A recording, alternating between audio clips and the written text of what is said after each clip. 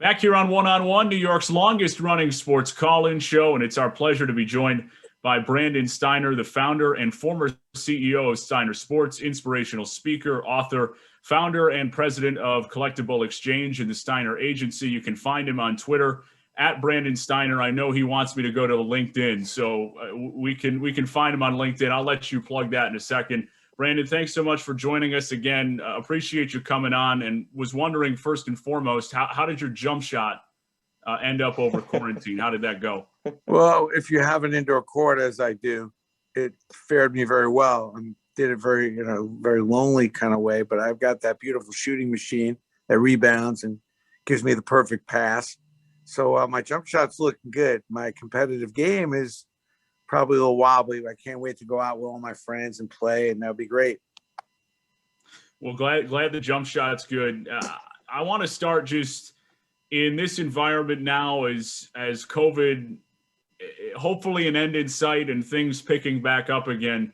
How memorabilia has been affected by an increased activity just around the country and fans coming back in the stands? What have you seen with your business and things and developments there? What's been amazing is how strong the business is. I haven't seen this since the late 90s, but this kind of boom with collectibles. And a lot of it is, people went home and they realized how much stuff they had. And a lot of it they wanted to sell. So we haven't seen a transfer of wealth of these proprietary items in a long time. And, at CollectibleXchange, we actually buy and sell. So we help you sell your stuff. What's been interesting is as people are going home, downsizing, moving, realizing they have way more stuff than they need. Like my wife was like, to get this stuff out of here. We're seeing that young people and a lot of other people are home trying to redo their man caves, their woman caves, their basements. So the buying has been just as strong. It's been a perfect storm for collecting. Now and also it hasn't been a huge feed. A lot of players haven't been able to sign. So a lot of it is, I say it's a resale market, not a retail market. So it's been great. I mean, we're seeing huge traffic on CollectibleXchange. We have about 60,000 items, soon to be 100,000 by the end of March. So there's a lot of stuff on the site, and probably more on this site than I did at Steiner. So I'm very happy that people are putting their stuff up and they're selling it, and we're able to help them make some money. And I'm happy that people can find unusual, unique stuff. The trading card business is through the roof too, which I'd be careful out there. A little bit bigger bubble than I would like, that I'm comfortable with. It seems like people have gone a little crazy with that boom, and I'm hoping that they're not going too crazy, that the market won't hold up. But, it's been weird, man. But, collectibles show well online. It's easy to digest. It's, you can't go to the ballpark, so you're kind of remembering these great moments. And I think it's inspired people to be more active. Yeah, and that's what I was going to ask about a little bit. You mentioned the trading card business, and a lot of people home now getting involved in the market, the collectible market, that probably weren't before. So what are some of those things that you would tell people that are either new to the market or that you've just seen that you would tell people to kind of look out for and keep in mind? Tell people to take a breath, be careful, because, this is an unregulated market that really is unclear about the supply chain. It's also unclear the demand chain, so, it's not like you have any backup or substance to making these big investments. You're buying a card for $25,000. Based on what? And you think it's going to be worth 50? And there really is no track record to all that. And there really is no understanding about how many of those cards actually exist other than what they tell you. But these are not, in some cases, fact, they're a feeling. My big problem with the trading cards is even if you do find a good card, which is slim and none, so you can look through tens of thousands of cards and find zero. I'm more worried about, you have to go get these cards graded, and there are only 2 companies that do it, and they've quadrupled their prices. So not only are you going to spend a lot of money to go find the card, and once you find something decent, it's going to cost you more money to grade it. And the chances of that grade being a 10 are, again, slim and none. I don't understand. So I went and buy a Mercedes. Well, we're not sure if your Mercedes is a 10 or grade, a high grade. Why would I have to buy a pack of cards and have to get it graded? Why wouldn't every card coming to me be a perfect 10? I'm paying enough money for it. It's just paper. So why wouldn't you make all these cards perfect and just limit the amount of these incredible cards? Why do I have to go through this grading process? It just seems asinine to me, and expensive and extremely subjective. Some kid who's looking at cards, there's no exact formula, is deciding whether a card's a 10, a 9, or an 8. That card could be worth $10,000. If it's an 8, it could be worth $10 or $200. So there's a huge difference in these grades. And I don't understand in this day and age why card companies are printing cards that are not perfect, every one of them. Somebody help me. If you're out there and you have that answer, please explain it to me. I'll Google it after we're done here. Unfortunately, I wasn't prepared in that sense. Brandon, you mentioned something a little bit earlier that was interesting to me, and that there wasn't an influx of new material that was coming into the market because of an inability to have players sign things. And this is something that I know a lot of our staff at WFUV has been interested in talking to baseball writers and sports writers across the country about when you think or what the effect will be in not having the same access to players that we traditionally do. And I'm curious how that's affected your work and how things have changed for you in that area, just because things are so different when you're living in the world of Zoom and not interacting with players in the way that you traditionally would. I mean, I'm wondering, how collectible is this past season is going to be? Because a lot of people do put an asterisk next to it, particularly the baseball season. And, it is curious. Is this stuff worth more because it's kind of this special, unusual, very weird season? Or is it worth less because people don't really look at it as a full season because teams are not playing the full schedule? Hockey's just playing within their division. Baseball, the schedule is completely changed and reduced. I haven't figured out whether there's going to be a real demand or people kind of looking the other way on it. And also, there's definitely a shortage of supply. I mean, there's definitely been less uniforms and less game used stuff, particularly, and less stuff signed from this year. So it'll be interesting to see how it plays out with collectors. I don't think there's a decision been made. By the way, I'm putting my money that you're going to be an NFL announcer one day. Has anybody told you that? I hope so. I'd love it. If you're in a position, if you can get me a job doing NFL, I'd love it. So there's a guy named Ray Scott. He used to do the Viking games and he used to do the NFL. He used to do the NFC on CBS back in the day. And your voice is identical. I was just listening to you and I was like, man, this guy. I mean, Ray Scott was one of my favorite announcers, and he had the same tone, the same kind of voice. You got to go back on and try to go find some games that Ray Scott did. He was a Hall of Fame announcer, great announcer. And I just said, man, it's incredible. Yeah, but you got the NFL voice, no question. That's what Nick's here for. No, Nick's got the voice. But what I was going to ask you about, Brandon, is something that you mentioned too is lack of the supply. What I've seen on social media recently is digital collectibles have become very popular, and it's something that I'm really interested in your thoughts on it as somebody who's been in this market for a while and knows it so well. What is your outlook on digital collectibles and where the market is kind of moving in the future? I'm confused. I mean, I'm trying, and people have been pitching me this for a few years now, so it's not new to me, although it seems like it's hot now. I'm trying to understand what the hell people are buying. But on the other hand, I'm still struggling with Bitcoin, and it's at 60,000 now, and I could have bought it at 5. So obviously I'm a little bit slow and a little late to the date, but I don't know. I don't know what the hell people are buying for all this money. I keep reading about it. It's another market not regulated, and I'm not really sure. It's what scares me about Bitcoin is like, yeah, it seems like a lot of people in it. It seems like it makes sense. Seems like you make a lot of money, but no regulations, no foundation, no borders, just a lot of hype. And I don't know. I don't know what people are buying, but maybe I'm missing a younger view on this and more of a tech view on it. The fact that people want to own these clips or own these images of different art and sports collectibles. I will tell you that I am looking more into it. I'm taking it a lot more seriously. And every day I'm trying to have somebody explain it to me so that I can understand it and see if I can participate. And I won't discount it because especially some of the proprietary stuff probably makes sense. It's an interesting question, though. You did your homework, man.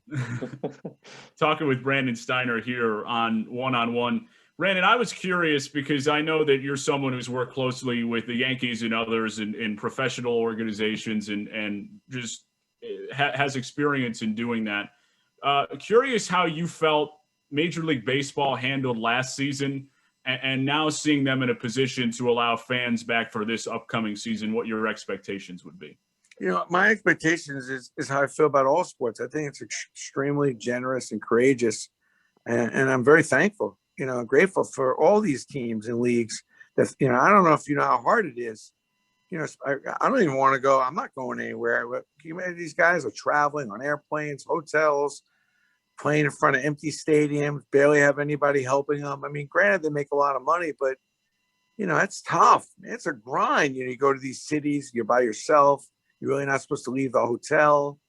All the fanfare and all the good stuff is gone. Maybe they'll be more grateful for that from a player perspective. But, I'm grateful. I mean, here I am sitting home, obviously limited to where we can go and do. And I know I can go home and watch some games on TV with players risking, their health, their life, or the people that are putting on these games. I mean, I give them a lot of credit. I don't know if people realize how hard it is, particularly this last summer and spring and fall, to put these games on, and all the dancing and all the things that owners and teams have had to do. I'm not crying for them. I mean, in a lot of cases, they've managed to at least keep, making some money or breaking even. Some people are saying they've lost money, but I'm grateful, man. I'm thankful. And I wish people would just take it easy a little bit, because these guys are leaving their families. These women are leaving their homes, potentially bringing things back. I mean, obviously, they're not frontline workers.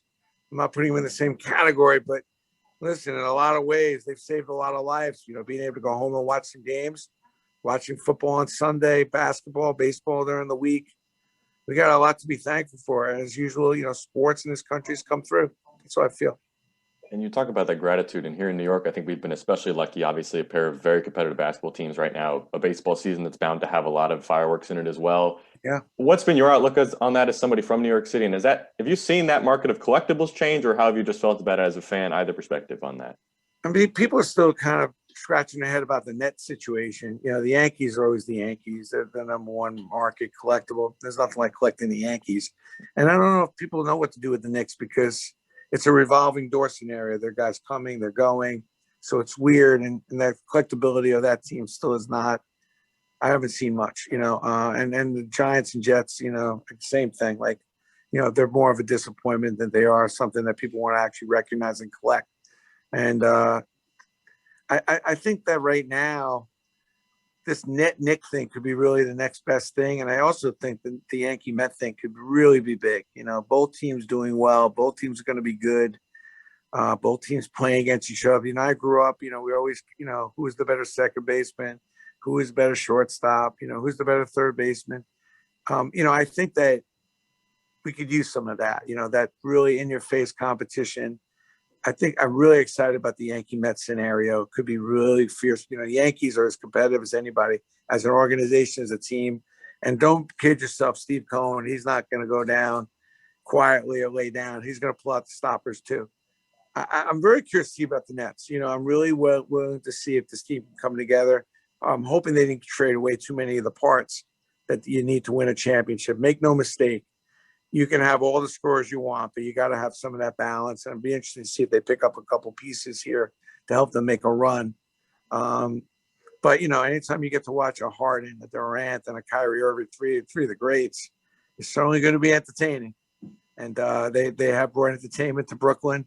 And it's a big, big hill to climb when you want to step over that Knicks fan base. I mean, New York is about the Knicks. And it'd be interesting to see if Brooklyn can make a run and take this town over. Same thing for the Mets. Like the Mets, we know has a real base, and a lot of people that have been pent up, angry, frustrated. They're just ready to explode. So this could be a very emotional summer with those two teams going at it. Very well could be. And the Nets, it'd be nice to see them getting into a run.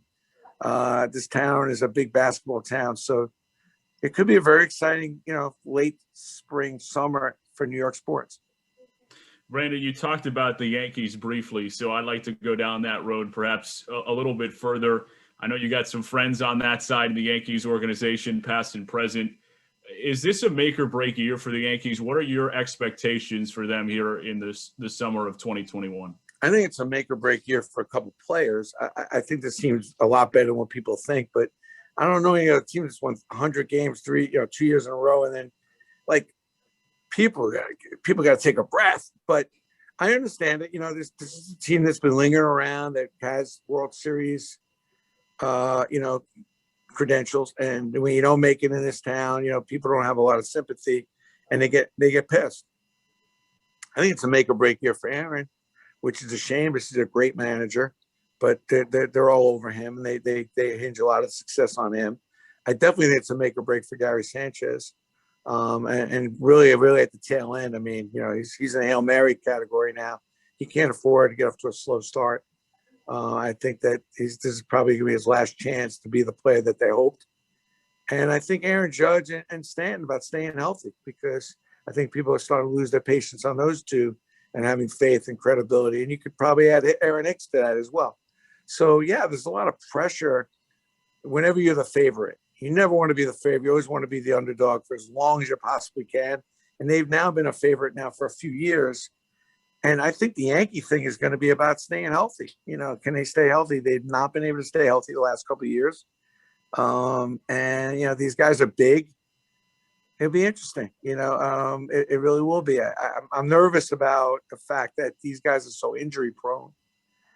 And that scares me. I think they're, you know, people talk about their pitching and this and that. And I think they'll probably be okay. But, you know, remember, you know, there's some really, really good teams that, you know, you're going to have to compete with.